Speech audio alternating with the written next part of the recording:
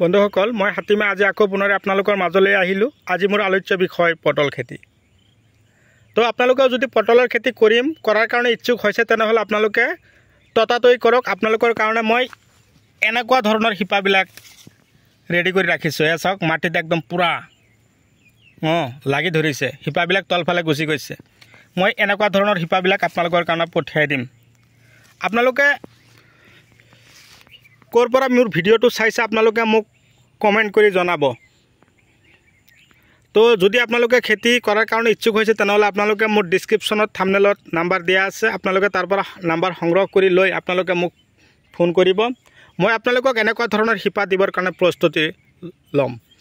এতিয়া বৰ্তমান চলি আছে ধৰক অক্টোবৰ অক্টোবৰ মাহ শেষ হ'ল, নৱেম্বৰ মাহ আহিছে। এতিয়া একেৰাহে আপোনালোকে পটলৰ শিপা লৈ থাকক, শিপা লতি লৈ থাকক আৰু লগাই থাকক। হাইব্ৰিড জাতৰ পটল আপোনালোকে যদি এনেকুৱা ধৰণৰ হাইব্ৰিড পটলৰ লতিবিলাক লৈ এতিয়া লগাব পাৰে তো আপোনালোকৰ খেতিত যথেষ্ট পৰিমাণে ফলন লাগিব। চাব পাৰিছে, এঠাইতে দুটা তিনিটা চাব পাৰিছে, এনেকৈ ধৰিব, চাব পাৰিছেনে?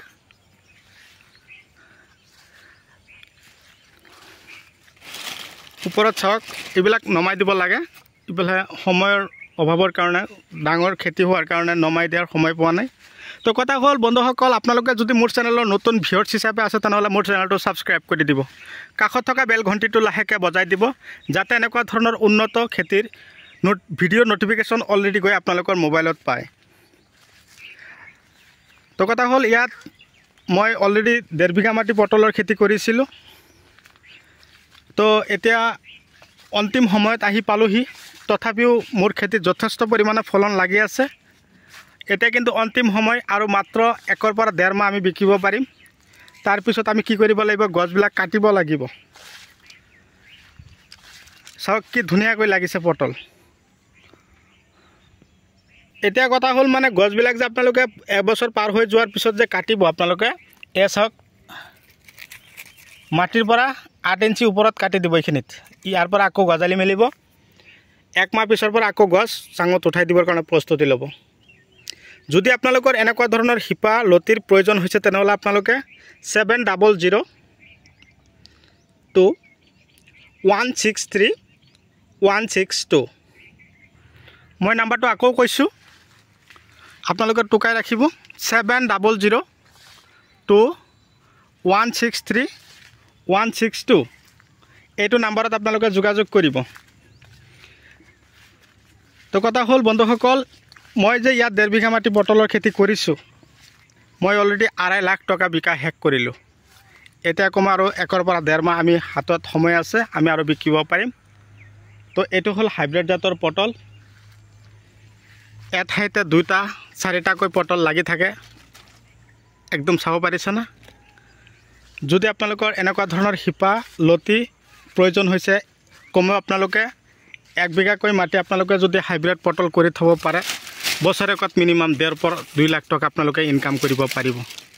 যদি আপোনালোকে মোৰ দৰে শিক্ষিত নিবনুৱা হৈ আছে তেনেহ'লে আপোনালোকে দেৰি নকৰিব, ততাতৈ কৰক। নমাব পৰা নাই, এয়া চাওক ওপৰত য'ত আপোনালোকক দেখুৱাই আছে তাতে পটল আছে, চাব পাৰিছেনে? য'তে দেখুৱাম, ইয়াত চাব, ইয়াতো আছে, ইয়াত চাব, ইয়াতো আছে। এয়া চাওক, ইয়াত হাত দিম, চাব পাৰিছে? ইয়াত হাত দি আছোঁ, চাইছে? ইফালে চাওক, চাব পাৰিছে? য'তে হাত লগাই আছোঁ, ৰ'ব ইয়াত দেখুৱাই দিম। এয়া চাওক,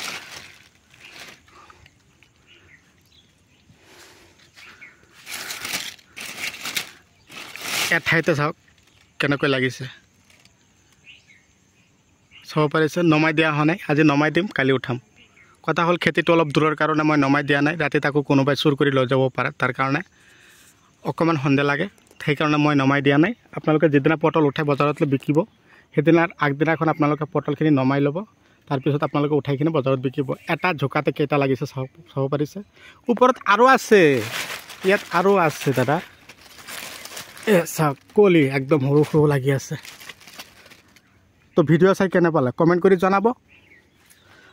আশা কৰোঁ আপোনালোকে মোৰ ভিডিঅ' চাই অলপ হ'লেও উপকৃত হ'ব পাৰিছে। এয়া চাওক মই কিন্তু প্ৰত্যেক দিনে এনেকুৱা শিপাবিলাক পঠিয়াই আছোঁ যোৱাকালি মই পঠিয়াইছোঁ নাৰায়ণপুৰলৈ তাৰ আগদিনা পঠিয়ালোঁ আকৌ ধেমাজিলৈ আজি আছে শিৱসাগৰলৈ তো কথা হ'ল আপোনালোকেও যদি কৰাৰ কাৰণে ইচ্ছুক তেনেহ'লে দেৰি নকৰিব এই খেতি কৰিবৰ কাৰণে আপোনালোকে কি কৰিব শিপাবিলাক কেনেকৈ লগাব এটা শিপাৰ পৰা আৰু এটা শিপাৰ ডিষ্টেঞ্চ ৰাখিব 3 ফুট আৰু শাৰীৰ পৰা শাৰীৰ দূৰত্ব ৰাখিব 4 ফুট ৰাখি আপোনালোকে লগাব লগোৱাৰ এসপ্তাহৰ পিছতে আপোনালোকে কি কৰিব খেতিত য'ত লগাব অলপ পানী দি দিব খৰাং বতৰ হ'লে আৰু যদি বৰষুণ হয় ভাল কথা খেতিত জলসিঞ্চন কৰি দিব আৰু য'ত লগাব ওপৰত অকণমান আৱৰ্জনা দি ঢাকি থ'লেই হ'ল এসপ্তাহৰ ভিতৰত গজালি মেলি গছ ওলাব আপোনালোকে লাহে লাহে হেণ্ডেলত উঠাই দিব গোবৰ সাৰটো বেছিকৈ খটাব ৰাসায়নিক সাৰ পিছলৈ দি দিলেও ক্ষতি নাই দানা ঔষধ কি লাগে মই আপোনালোকৰ কাৰণে পঠিয়াই দিম তো আজিলৈ এৰিছোঁ পৰৱৰ্তী ভিডিঅ'ত পুনৰাই লগ পাম ধন্যবাদ।